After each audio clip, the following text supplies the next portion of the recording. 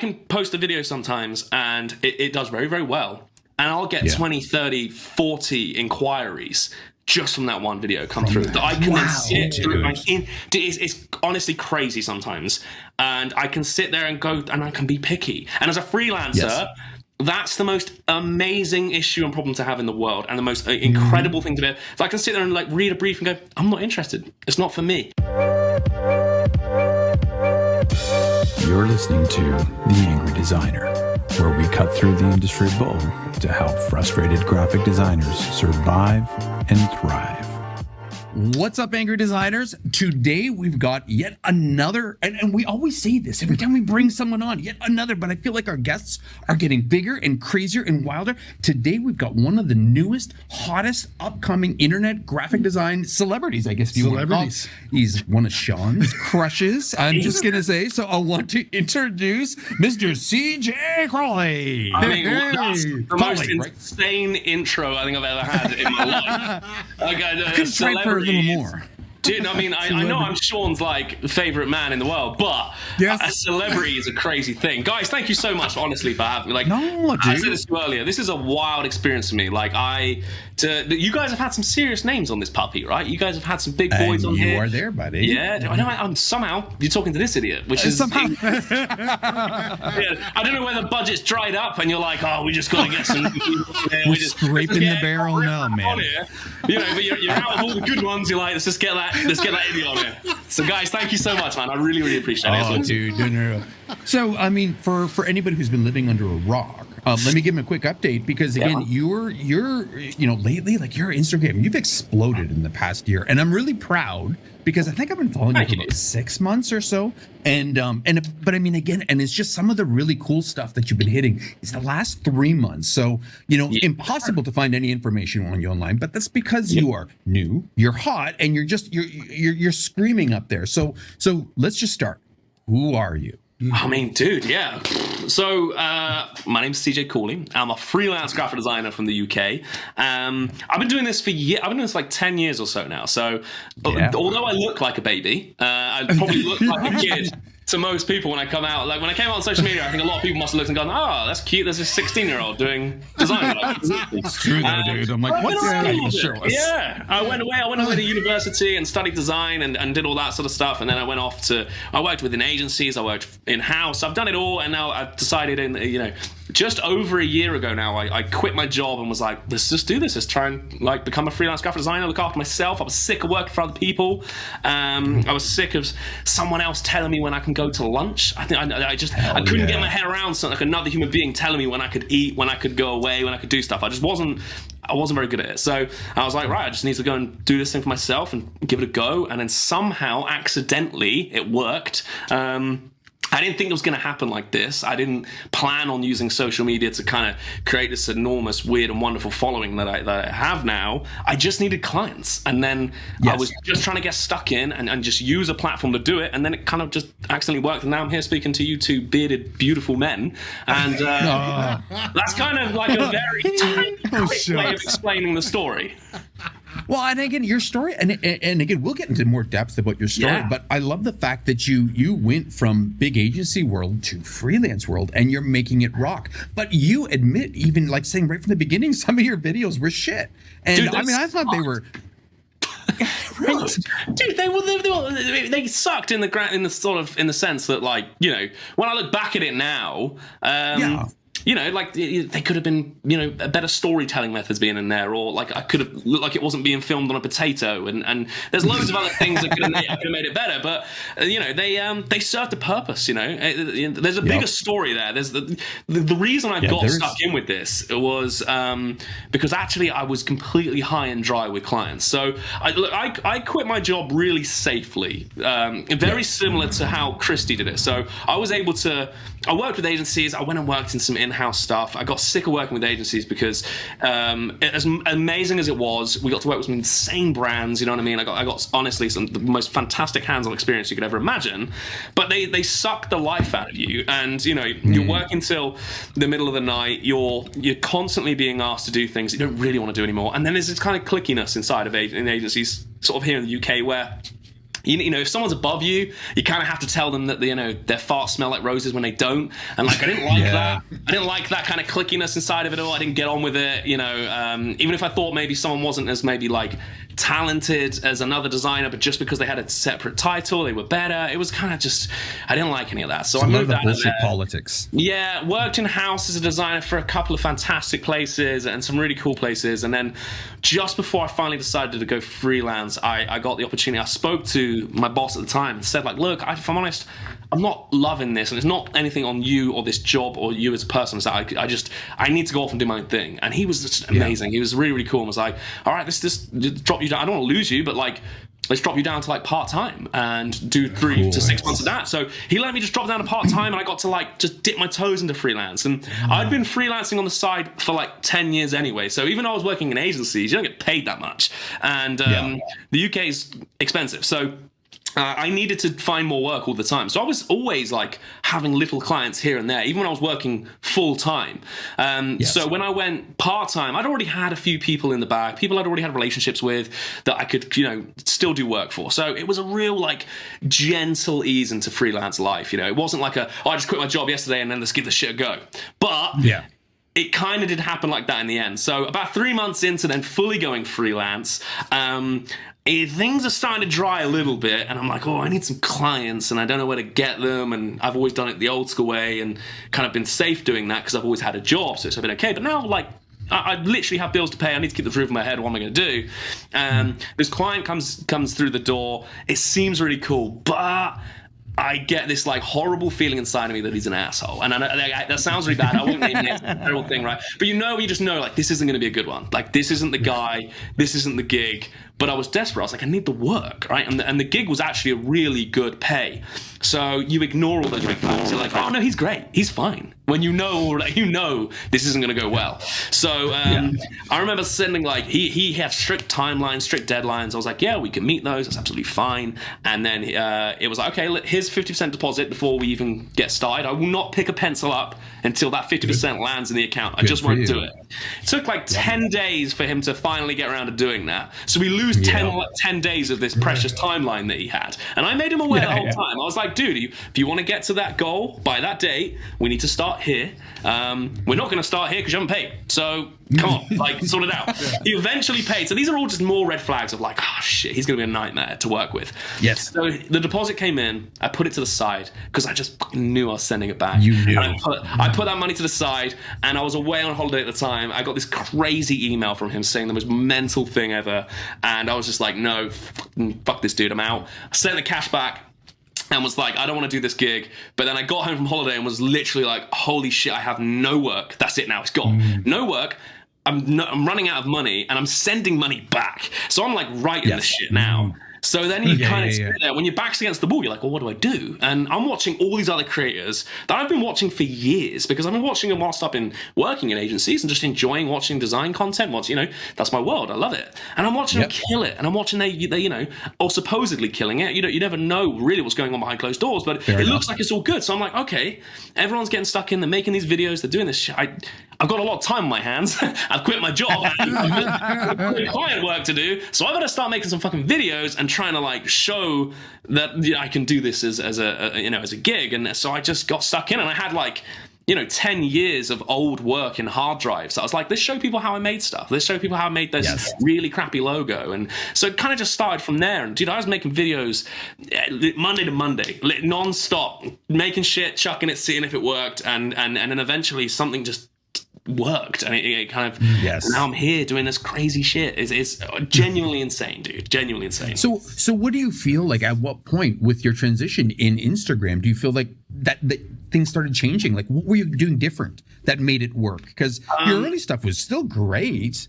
I mean, but man, the past 6 months, not even really, the past 4 months. Good on you, really, man. I'm really proud of you. Yeah, it's been a wild thing, dude. It's been, there's a few crazy, we'll call them trade secrets that I'm fully going to share with everyone, because I don't hold anything back. I tell everyone, right? So there's a few things that maybe I've done to kind of get to this situation or wherever I am. But I think what changed is I just figured out how to tell better stories. And I think that's all content really is ultimately, like, think about it, right? Like, when you want to watch a movie, you're happy to sit down for 2 hours in front of a TV or a cinema screen, not move, hold in a wee because you desperately need to go, but you are captivated by the story, right? So this whole like excuse of like people don't really, they have short attention, it's kind of bullshit. It's what we say because we feel better about like, well, short attention spans these days, they didn't watch my video, it's not my fault. And the truth is they didn't watch the video because it sucked. And the story sucked. And it didn't get them in. It didn't hook people into being like, what's going to happen next? So storytelling is a really, really big part of it. And I started to figure this out. I read a lot about. I read a lot of books that aren't about design, but about other things anyway. So I kind of had this idea. I was like, okay, well, storytelling is a really good, like, maybe a better way. How do I inject that into mine? How do I create a story out of making a logo or having a crappy client or things that designers can relate to? And so you kind of break it into those 3 acts. You kind of, you set the scene and you create a conflict and then there's a resolution. So every video I started making, I had that mentality of like, okay, well, let's set the scene. Who am I? I'm a designer. And then there's this conflict where, oh, fuck, I can't get this logo to work in a certain way.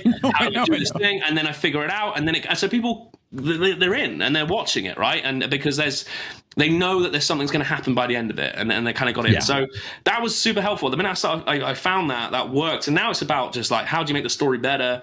How do you bring in new arcs, new almost new characters, everything? I know it sounds absolutely insane. And you are. You're doing such a great. You're right. Sometimes because you're narrating yourself. Yes. Which is hilarious. Too. Yes. It's so entertaining to watch and learn. Yeah. So then there's like all these different ways of creating videos, right? So there's like, okay, how do I can show it silently, where I just point at stuff and make stupid faces, right? But everyone can understand, understanding any language. That's a great way to do it. But then there's times where I do a talk, where those ones where I like speak over the top of myself is the way I imagine like younger CJ to be with older CJ. So you got, older 30-year-old CJ who's lived a little bit, younger 20-year-old CJ who was just beginning, and it's like teaching him what I wish he would have known then. So it's like, when I say to myself, like, oh, do you know the principles of three principles of logos? I'm like, I don't fucking know, because I didn't. When I was 20, I didn't know. And there's a bunch of other 20-year-olds out there that didn't know as well. So, and don't know. So it's like my older self teaching my younger self. And there's a nice way to tell a story and teach something at the same time. So that really kind of like, when I started getting that changed. I was like doing like tiny little numbers on video views, which I was still super stoked about. It was never about trying to get like video views or followers or anything. I was like, I just need clients. I need money. Like I need to, like I'm hungry and like I'm scared of being cold. So I need to keep a roof over my head. I don't want to not be able to turn my heating on. So it was really just about finding clients. And then the rest of it kind of become an accident, really.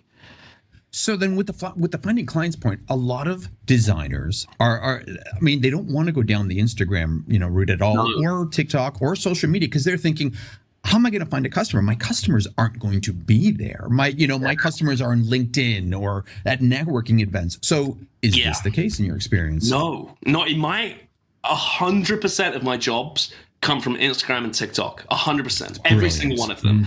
And it gets to like, sometimes I can do a video. This sounds fucking crazy, and this isn't the norm. So I don't want people in a million years to think this is a very normal way to do this. Maybe there's something crazy going on right now. I don't know. I always believe it can go completely wrong any minute now too. But I can post a video sometimes, and it does very, very well. And I'll get 20, 30, 40 inquiries just from that one video come through that I can then sit through. It's honestly crazy sometimes. And I can sit there and go, and I can be picky. And as a freelancer, that's the most amazing issue and problem to have in the world, and the most incredible thing to do. So I can sit there and like read a brief and go, I'm not interested. It's not for me. Yes. Insane, not normal. So anyone watching or listening to this, don't think that's how it works. It has happened for me.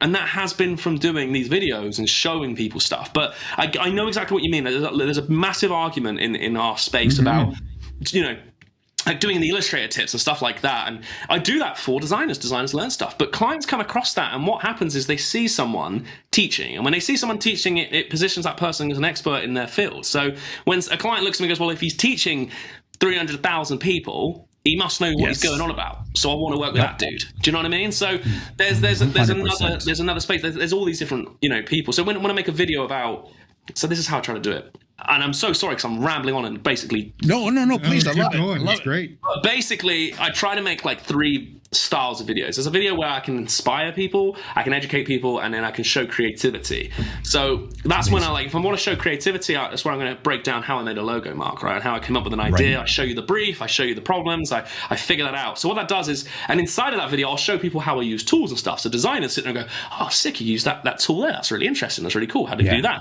But then like potential clients go, oh, that's how he tackled a brief. That's how he tackled an industry problem. That's great. So even though the video is actually built for 2 people and they're enjoying, like someone's enjoying it for a different reason completely, which again, sometimes that's not even a conscious thing when I'm making it, but it just is. Like when you make the video and I show you how I build a logo, there's something about it that's quite, fascinating maybe to watch, but it also shows that, okay, he's creative and he can come up with solutions and great. So he knows what he's doing. And then designers go, well, actually, I love the way he built that, or I don't love the way he built that, which is also a very good thing when you have lovely conflict between opinions, which is always a good thing to have.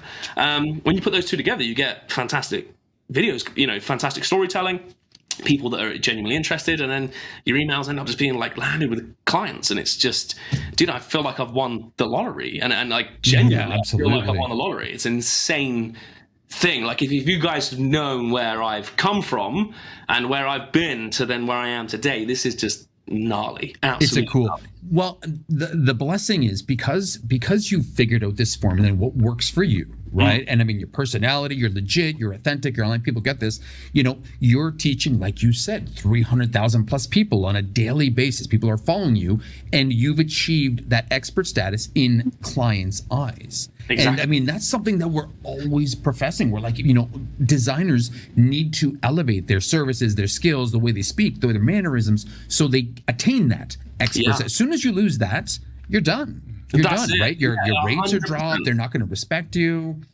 Exactly. Like I'm a big believer that, look, when I was studying design, I worked with other designers that were incredible, like that would kick my ass in executing work all day long. And they were amazing. But maybe they sucked at selling their work. And that was something that I tapped into very, very early in university. I knew. I was like, I can't make the best possible executed mark, but maybe I can find a way to convince someone that it's the best possible executed mark, right? And I actually this is wild, and I don't know if I even maybe would suggest doing this, but I did this. This is, in my time, this is what I did, is I did my first year of university and figured out, like, I was like, okay, it sounds like we need to, we were always presenting ideas. That was a big part of our degree. It was actually a really small, tight-knit group of, it was very unique for a university here in the UK. Usually courses are like 80 to 100 people, and mine was like 20 people, 15, even down to 10 by the last year, which was great because it had like really concentrated advice from lecturers and things like that, which was awesome. But we figured out that we were always presenting ideas. That was the thing. It was like, okay, go away, do this, and then rationalize your ideas to me and convince me that this is the right direction to solve this problem. So I figured this out really early and was like, okay, we now have like a 6-week break till the second year of my university. And I spent the entire 6 weeks watching Jordan Belfort, The Wolf of Wall Street? Yeah, he did a seminar of like basically how to influence people, basically in an ethical way. After he went to prison and did awful stuff, he came out did good stuff, and it was amazing. And so I spent an entire 6 weeks studying and figuring out how to articulate storytelling properly, like words properly, how to present an idea to someone, how to make someone truly believe in something. And then when you put that together with being able to execute logos, you get hopefully a fantastic graphic designer that's able to then share, because you got to think you're trying to talk to a non-creative half the time. I know you guys get this because you work in the B2B world, right? And a lot of the time in the B2B world, they're not creative minded. It's even further. Oh, dude, they see everything in just like black and white and it's pretty rough numbers, dude, right? So you have to top it off. Yes, so you have to have a way of being able to translate creativity into a language that they can understand. So I started to figure this out really early on. I was like, okay, well, like I can talk a load of fluff, but if it's going to go straight over their heads, it's pointless, right? Like there's no point me telling me like, oh, we use this particular certain grid that did this, because they're just going to switch off. They're like, I don't give a fuck about that. Talk to me about how this is going to change my business and make me money. And so I figured that out. So I was like, okay, let's put these two worlds together, and that's what I kind of went away and did. And that's still kind of how I do what I do now, and how I present to clients, how I do all that. Buddy, honestly, you just touched on probably one of the strongest points that I've been a believer of since day one of having my business. And, like you just said, even in college and when I started, I was far from the best, graphic designer in my crew. I really was. I was creative as hell, right? I was in that sense because of the way my mind worked. But it was struggle for me to make that happen. Yeah. But I had so much more hustle than the rest of them did. And in my opinion, right, hustle trumps talent. And that's what you did. In between your courses, you recognized in your first year, that you weren't at the top of the class. And you hustled during that summer. You watched The Wolf of Wall Street, which is fucking mind-blowing. Who knows how to sell better than the fucking Wolf of Wall Street? You know what I mean? Like, you've got to go out and do that. I'm a strong believer, right? Yeah, look, I'm not great at loads of stuff, right? I can draw some shit and I can do stuff on it, but I'm not great at other stuff. So you got to lean on other people. You can't try and do it all yourself. Yeah. If something to work really, really well, it's what I have conversations with my clients about. And I say the same thing to them. It's like, look, you really want your business to flourish. Maybe you have a gym or a coffee shop or whatever that is. Like, coffee, but you don't have a fucking clue about making logos. So leave it to me. Let me get stuck in with that. And the same way, like I don't know fuck all about making coffee, and I'm not going to try and teach you how to do it or give you a hard time about it. And it's the same thing. So once you figured that out, and then it was figuring out how to tell someone that politely, and do that, and have the confidence to be able to go, look, I'm the expert here. I'm going to teach you how to do this thing. So when I went and figured out who was the most confident dude who knew how to sell things to people, Jordan Belfort, man. So at that time, it was like 2014, 2015. So this was like kind of the film. I think had been out a little while. It was kind of big. I'd read his book, and then he had this. It was called the Straight Line Persuasion Seminar, and it was like I think I found I might get arrested for this, like a bootlegged version somewhere on the internet. Right? I was poor. I had no money. I was a young student, and I literally lived on my own. I had nothing, so I bootlegged this thing to figure out how to do this, and it was the best thing I ever did. Like on LimeWire. Yeah, literally. I didn't have LimeWire. No, I didn't use that. I didn't download that. I don't know what you're talking about. No, I don't know what you're talking about. Okay.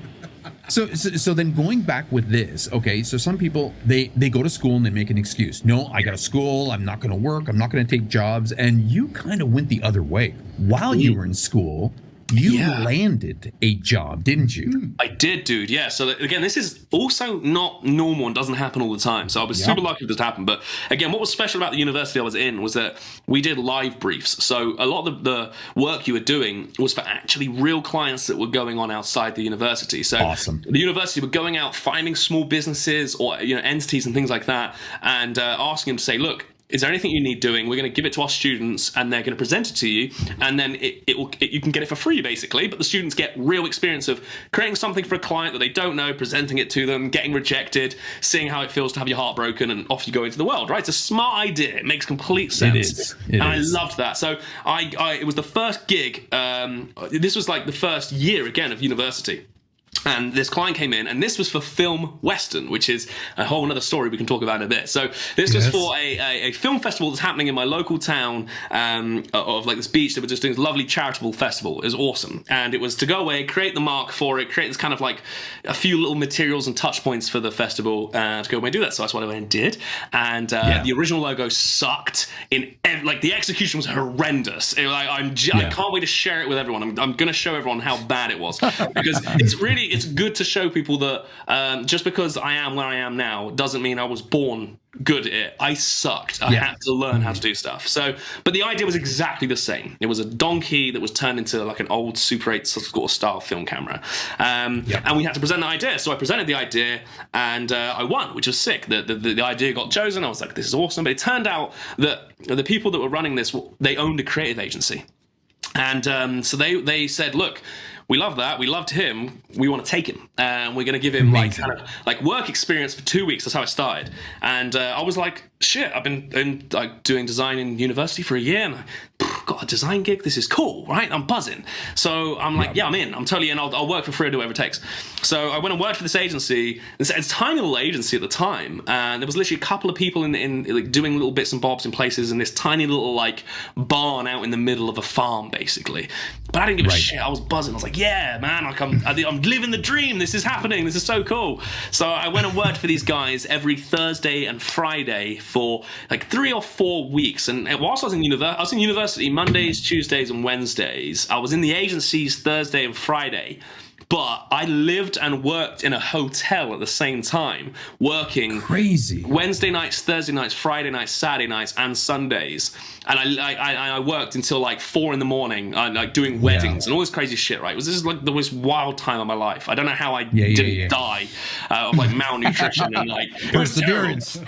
Yeah, it was crazy. So I went and worked for these guys and got all this like lovely experience. And I remember, so the first gig they gave me was to design a logo for what was it? It was for a dog retreat place or something like that. But it was like a dog daycare, but it was apparently paradise for these dogs. They had like TVs in their kennels and stuff, right? So I was like, oh, this is sick. This is cool. So I did it, and I got to present it to this. Now I'm not even in university. Now I'm in this, like, I've been in university for at this point like months, and now I'm in this creative agency drawing logos and presenting it to a complete stranger saying, check this out, what do you think? And they're like, oh, I like this, can we change this, can we do this? It's just a wild experience for a young designer whilst he's studying at the same time. So I'm getting to study and I'm getting real life industry experience where you're getting like, there's no more niceness of like tutors being like, oh, that's okay, like it's okay, like people are just like, this sucks, this is shit, like it's not good enough.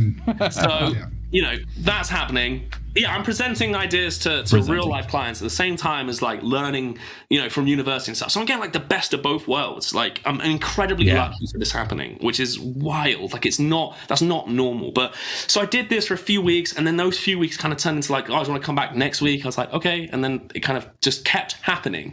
And then after like working for these guys for free for a long time, but I was like, I didn't give a shit. I was like, this is awesome. So I was like getting the train everywhere. I was just doing anything I could to work in this industry and do whatever it took to be there. I think about like maybe 7 or 8 months of working for these guys completely for free. They were like, look, you can start billing us. So you'll basically work for the agency as a freelancer, so you can kind of bill us. And I was billing them, I think it was like £12 an hour, which at the time was like, I was like, price stinker cash. This is awesome.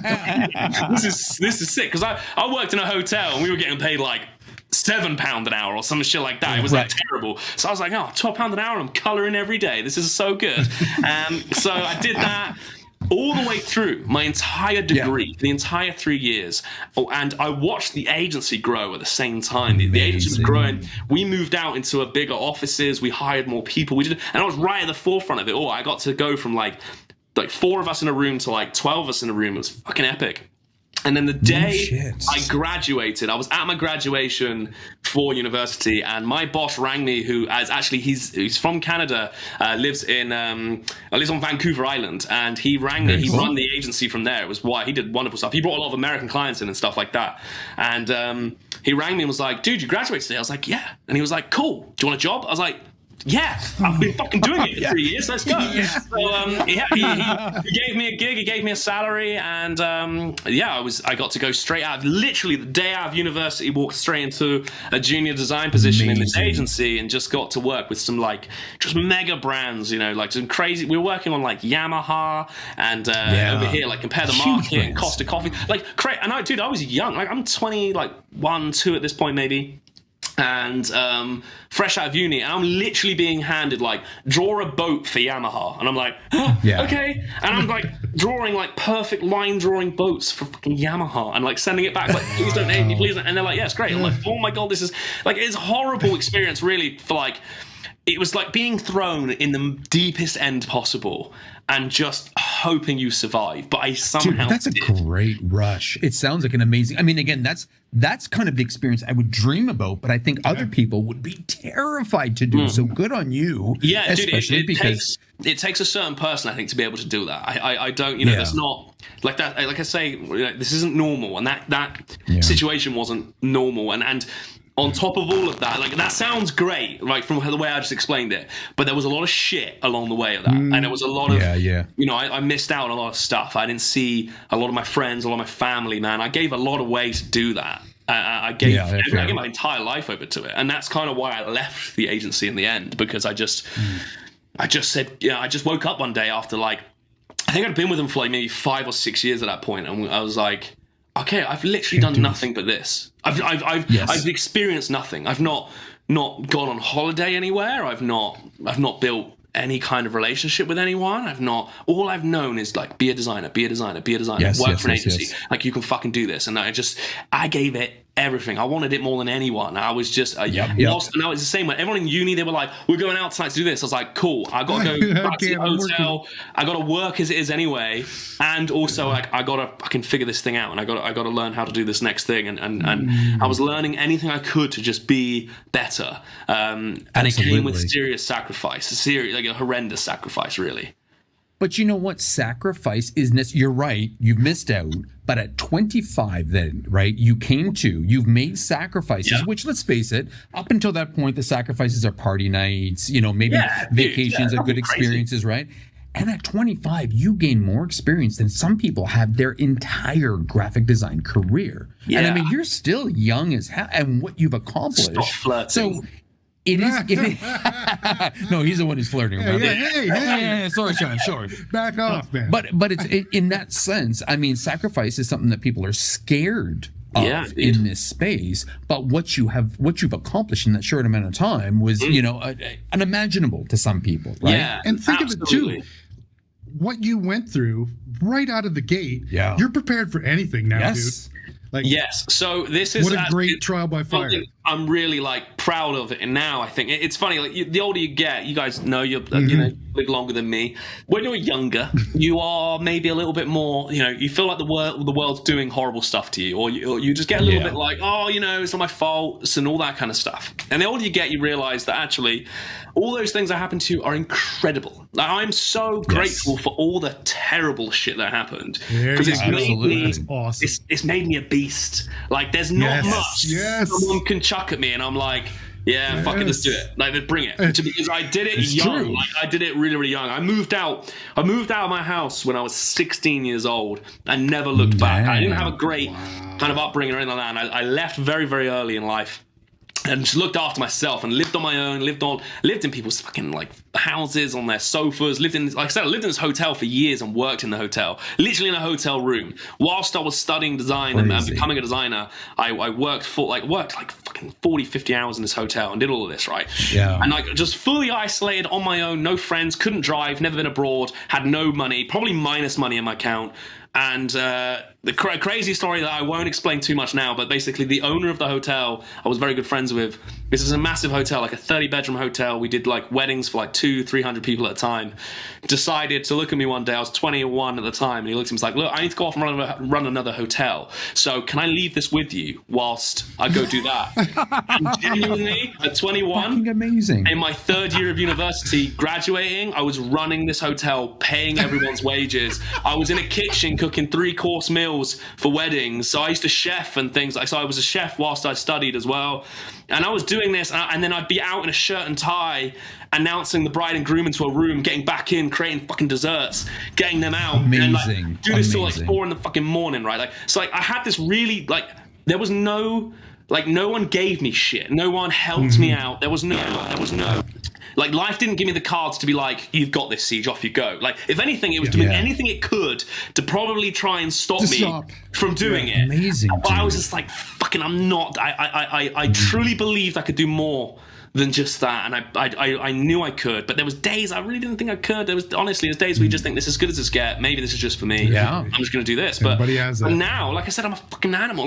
When that happens, and you go through that, and then I was made homeless out of that hotel because basically the owner did a runner and left it with me because he wasn't paying any of his bills. So then one day bailiffs turned up to this hotel, knocked on the door on a Sunday morning. I'm there in the kitchen prepping for this wedding. I come to the front door, these 2 bailiffs are there. They open the doors and I'm like, what's up? And they're like, yeah, the hotel's gone into liquidation. You've got no job. Oh my God. You can't do a wedding today. And I'm 21. Like, literally looking at him like, what do you mean? He's like, yeah, you can't do the wedding. It's gone into liquidation. You've got no job. And I lived here. This is my house as well. So I'm literally like, well, holy shit, you suck. That's not happening. Like, there's no way I'm telling a bride that she's not getting married today.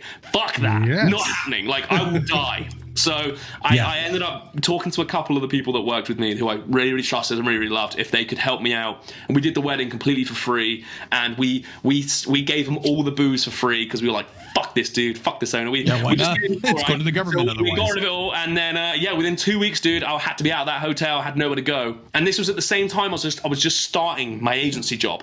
I was like, so like things are so good. I was like, oh, I'm going to start this agency job. It's going to be so good. And I'm like, I'm fucking homeless. This sucks. And I have no money. And like, it was just, so when all that kind of shit happens to you, like, when someone comes to you and they don't like your logo, you're like, yeah, okay, cool, don't care. Like, it just doesn't mean anything to you. Like, you're okay. Do you know what I mean? Like, you're okay. Yeah.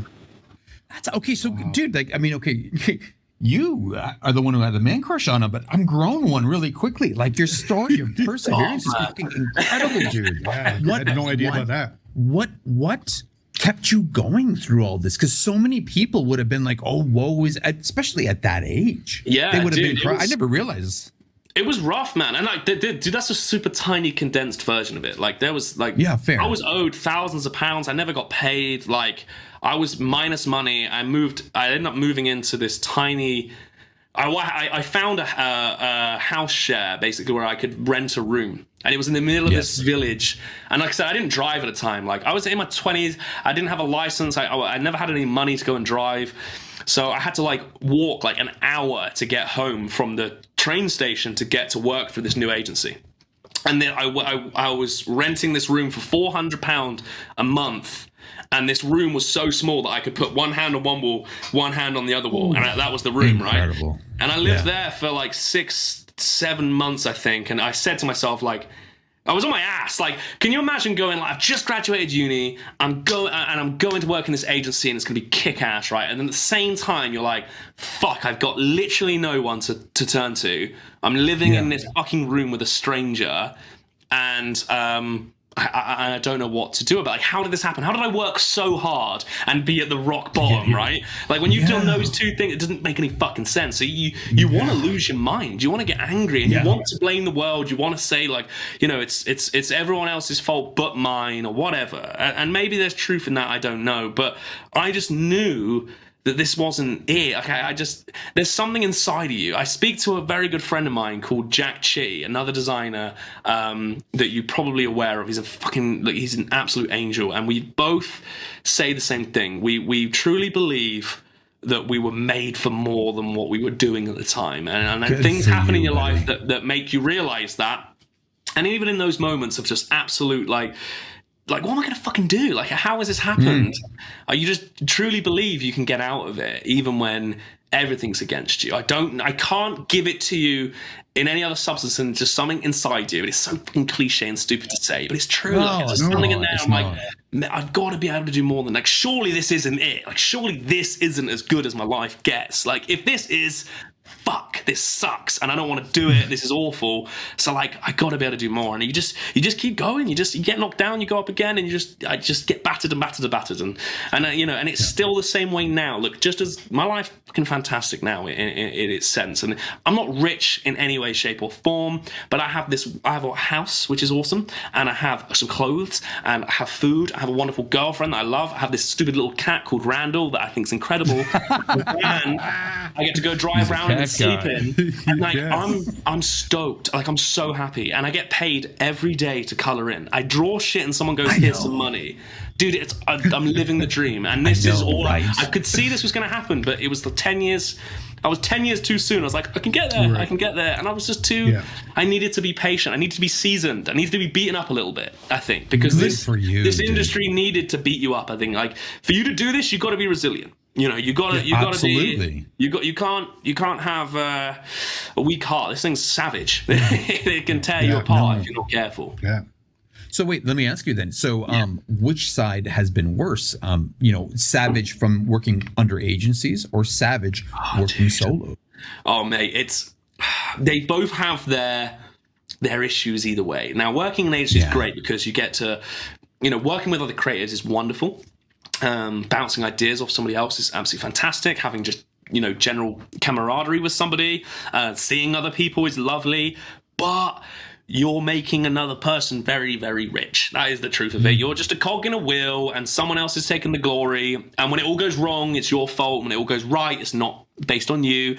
And there's all these other issues that came with that. And I fucking hated that so much. Freelance, okay, it can be incredibly lonely. But I'm a very sociable dude, and I love making friends, and I love meeting new people and things like that. So I knew I was like, if I go freelance, I'm fully out on my own. But that's changed now. Like I hop on calls every single week with Jack. Like we sit down together, we do exactly this, and it's like having a workmate, which is awesome.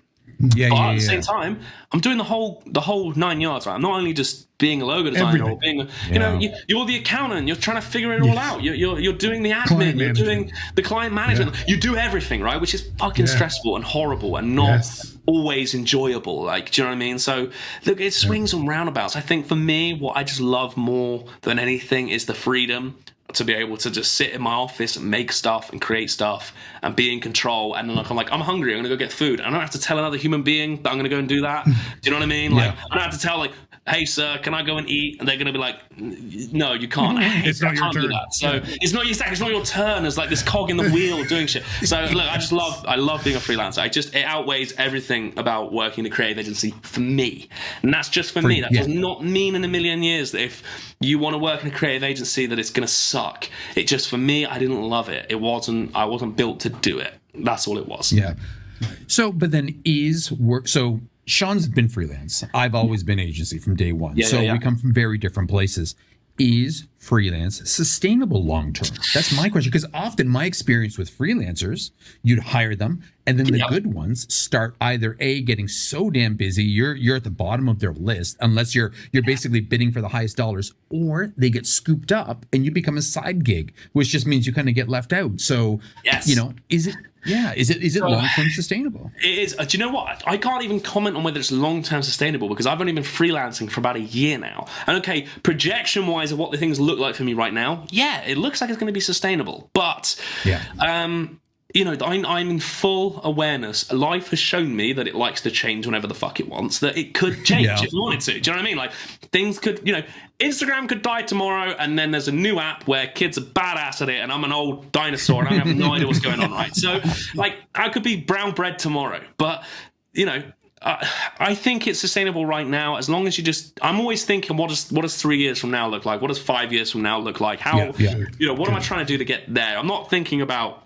the moment. I mean, that's happening kind of like autopilot. I'm always thinking like, well, shit, this is great now, but what, can I still do this in 2 years? Can I still do this in 5 years? Can I still do this in 10 years? And I'm always trying to, you try to predict as much as you can of what the future looks like. You try to predict, is there going to be a new form of marketing yourself? Is there going to be a new form of working? Is AI going to take over the world and you're going to be, useless? Who knows? I don't know any of that sort of stuff. All I know is that I'm going to do my best to try and make this as sustainable as I can.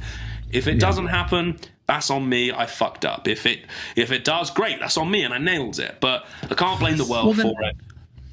Let me ask you then. What is your? And this might be a weird question, a loaded question, but then what is your definition of being a freelancer? Oh man! Because what's the difference between a freelancer, solopreneur? Are you hiring contract? You know what I mean? What exactly does that look like? Look, I think I call myself a freelance graphic designer because I think I don't know any other word to explain it. So that's just what I use, right? There's all these other words, like solopreneur. Like, I'm running a creative business, so you could say I'm an entrepreneur, you could say I'm doing this or whatever. But for me, a freelance graphic designer, a freelance graphic designer is someone who's just they're doing this on their own, and they like to taste different stuff. And I think that's what I love more than anything. I like to work with multiple people. I like to work with different things. I like to work with, 1 minute I'm making a illustrative tattoo-styled logo. The next I'm doing a crazy minimal abstract logo for a tech company, right? And I love that about it, is that you have this utter creative freedom to go off and taste and try, and it's all on you to do it. And also being a freelancer means that you're gonna do other shit as well. It's not about just being a designer. You like every aspect of business, every aspect of communication. You like to tell stories. You like to market yourself. You like to do all these other things that come with being a freelancer. So I think that's kind of how I define it, which is just being a creative businessman. That's where I would put it. Right. Fair enough. Actually, I like that. Awesome. I love that. That's probably a better way.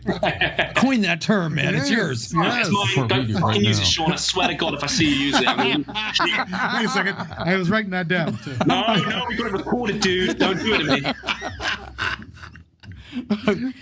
All right. So going back, I think the best thing about the industry that we're in, of course, is just like you said, we can taste all the different parts. Yeah, dude. You know, me from a full agency perspective, I was selfish. I wanted to do it all. I wanted to do video. I wanted to do web. I wanted to just kind of spread my seas as wide and far as they fucking went. Okay, that was my goal. Okay.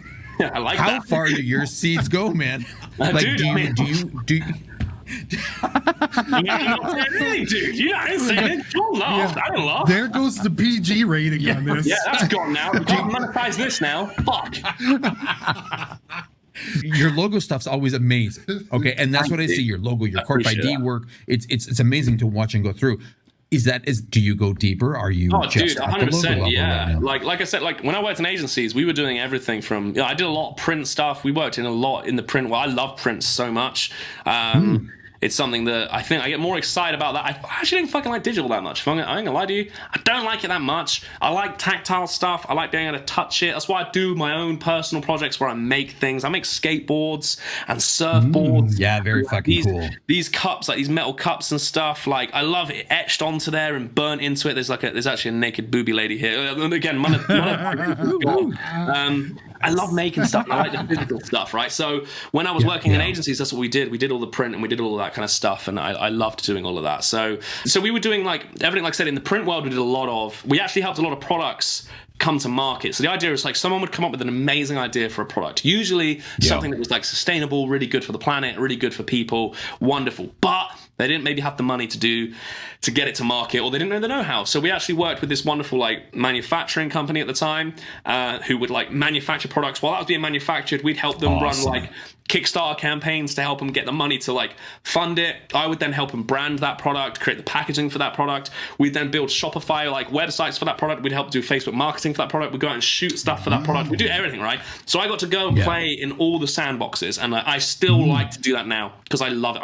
I'm an all-round creative dude. I love logo design. Logo design is sexy in Instagram. That's the truth of it. But if I was going to show you how I'd put together this 64 fucking page white papers for an agency, you go, I'm bored of this, right? It's not sexy. But I like doing it still. I love layout design. I love meticulously kerning type and typesetting stuff. I still play with all that. I build Shopify stores for people. I do all of these things. These are all other assets that come out the other end of a job. And I think a lot of the time people come to me for logo design, and then that opens up the conversation. We get to, and there's nothing better than like getting to be I get to like birth an idea into the world, right? I'm not trying to say I'm a doctor, but I'm kind of like a doctor.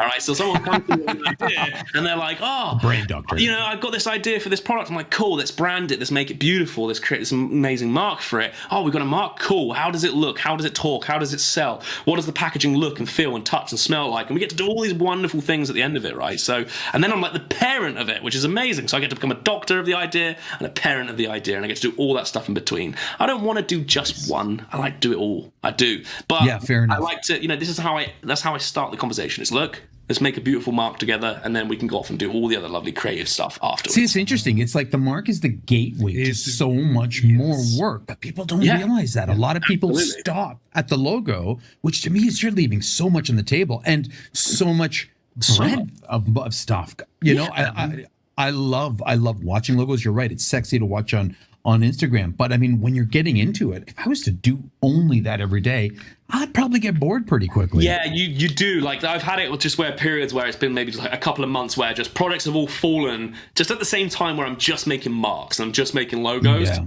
That fucking sucks. I hate that month. That month's the worst month ever because, you know, I like to dip in and out of everything. Like I'll be making a mark and I'll be like, I don't like this. This is hurting my head and I can't figure this out. So if you then have to go over and the next job you want to do, like, I'm going to get away from that one. I'm going to go do something else, right? But if that's another mark, oh God, like you sometimes again, right? Like it sucks. But if the next job's like, okay, let's figure out how to like build this website, make it mobile. It's like, okay, I'm out of the woods. I'm in this new world where I get to go and play for a bit. My idea, then whilst that's happening, another idea. It's like, oh yeah, shit, I could do that to that. And you're like, put that to the side, back over to the mark. Like that versatility and creativity. Same thing with then like, you know, sometimes if I can't, I literally did this today. I'm working on a logo now. I'm really stoked about it. It actually has turned out fantastic. But about halfway through, I couldn't get this thing to do its thing. I couldn't get it to do what I wanted to do. So I went and built a TV cabinet that I had downstairs because I was like, I'm going to go and do another thing where I get. It's like a creative thing. I'm building and making and putting these things together. And I was doing it, and I was like, fuck. That's how I do that thing. Straight back upstairs, in I went, played, got it right, nailed it, awesome, right? So I'm a massive advocate for like just like the whole thing about niching down, right? Like that's something I saw when I first came out onto it's a social media, and I was just everyone was like, fucking niche down, niche, you got a niche, and I was like, I don't know if I want to do that. Like I don't believe in that too much. Like I get it to a point of like marketing yourself from a niche is much easier. Again, I market myself as a logo designer, but I don't know about niching yourself to like I actually only just do those things, because that's just fucking boring, dude. That sucks. Like if I know exactly what I'm going to be doing every day for the next 60 days, what's the point? Why am I living? Like if I know what next Tuesday looks like, sucks. Bored of that. I'm not excited when I get there. I like a surprise. I like surprises, and opening up your creative kind of toolbox gives you surprises because you never know what you're going to work on next, which is fun. Yes. Well, I mean, going on your site, the thing I like watch. Okay, so your case studies, and I told you I was going to definitely talk. We haven't even talked about anybody else's, but yours. I mean, I'm digging some of these case studies, and they go past the logo, which is what I love, because it takes that logo, puts it in the real world. So okay, so wait, like the one who's in the pickled pig. I'm just like, I mean, again, the logo is fucking brilliant. Yes, thank you, dude. And I love that mark. Even before I saw what the name of it, I immediately understood it was a pig and it was a pickle. Like it was just because, and again, it's just instant for me. So I mean, again, usually we tell people not to try so hard to make logos tell a whole story, but it does it perfectly. Yeah. So let's talk about the pickled pig. Yeah, absolutely. So that's a great. Dude, you've nailed this, because I'm usually a big believer, from being a logo designer, is to not design obvious.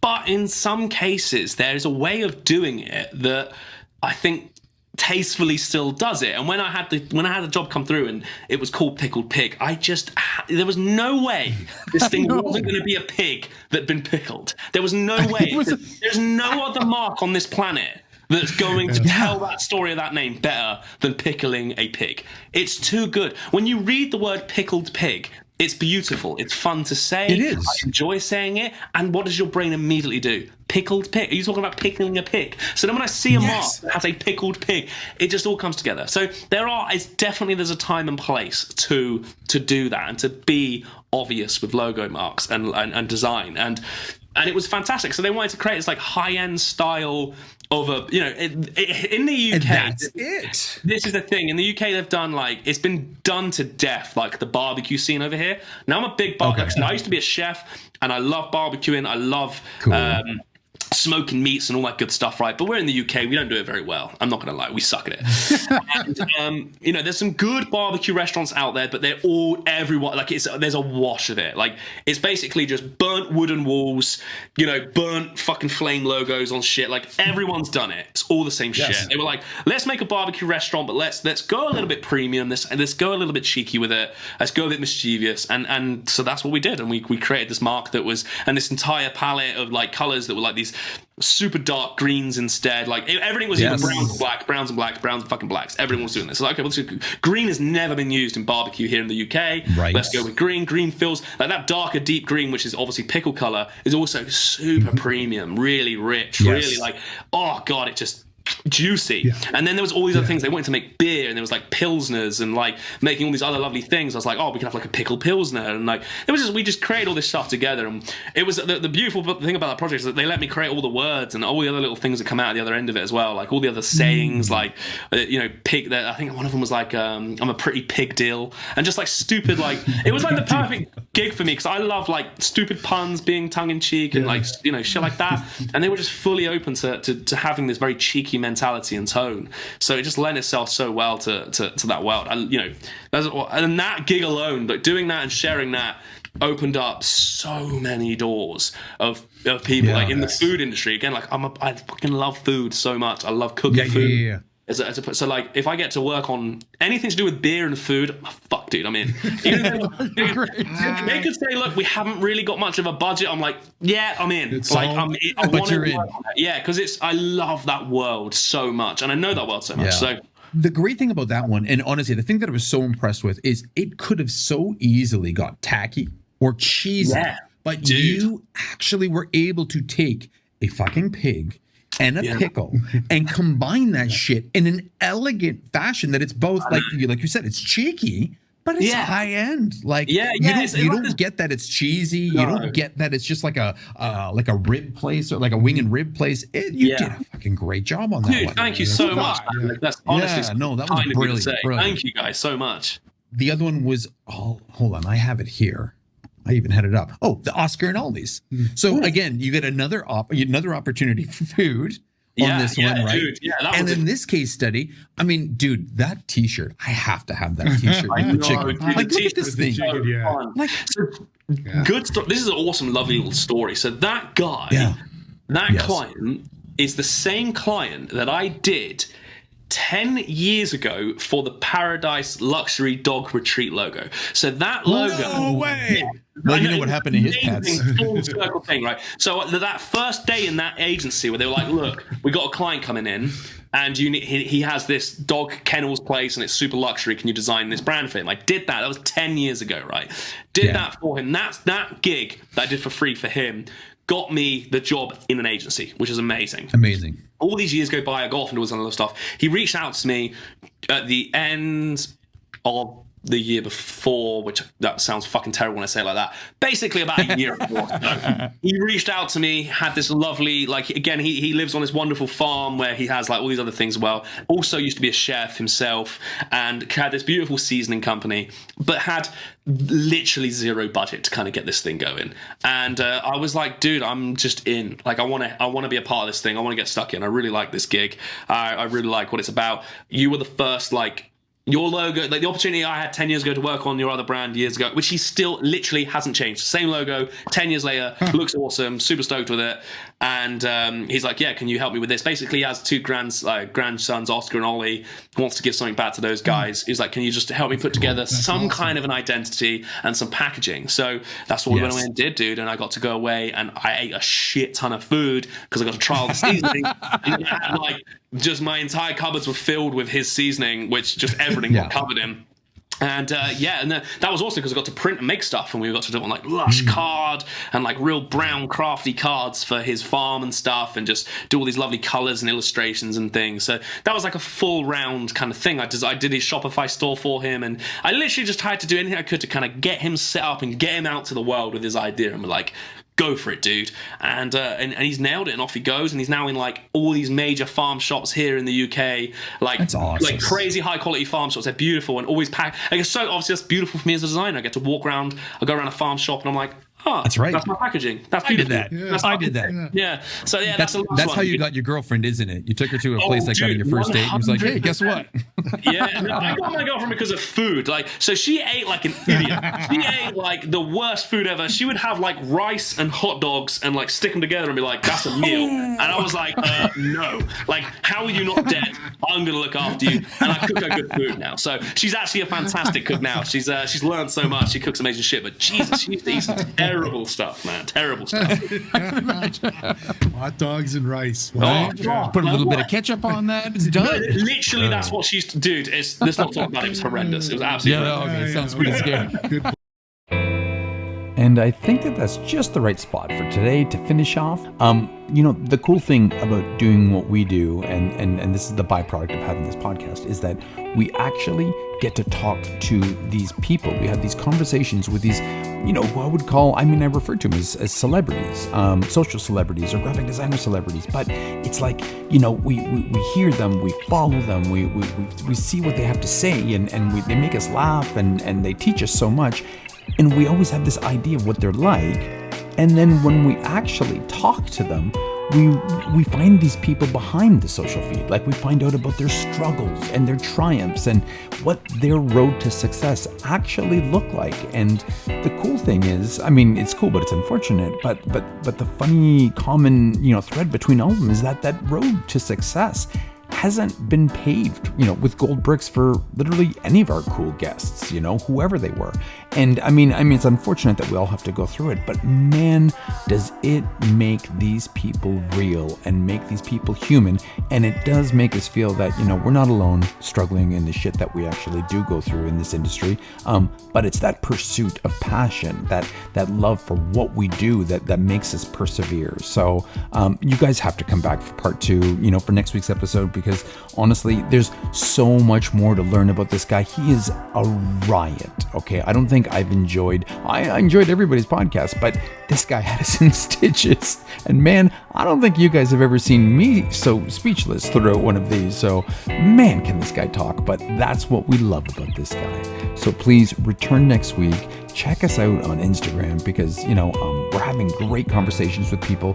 It gives us a chance to view every one of our followers, check out, your work, we say hi, we thank everybody, and join in on those conversations, because, I mean, they're hilarious sometimes. I love our angry designers. And of course, we're on YouTube, say hi there and check us out. And then share our podcast with anybody that you love or hate, hopefully love, and spread the love. Please spread the angry designer love. On behalf of our guest CJ, Sean, and myself, stay creative and stay angry. Peace.